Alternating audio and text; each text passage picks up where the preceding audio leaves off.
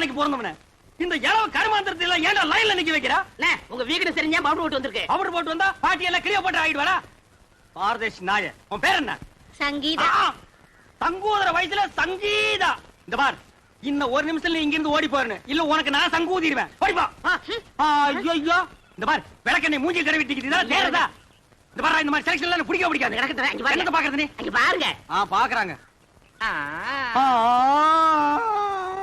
காசெல்லாம் ஒண்ணும் வேணாம், சும்மாவே.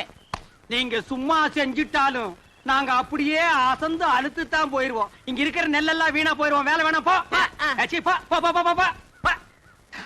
டேய் பழனி, என்ன ஏமாத்திட்டியாடா? என்ன இப்படி ஒரு அசத்தல் கட்டிய சென்டரா கொண்டு வந்து நிக்க வைக்க.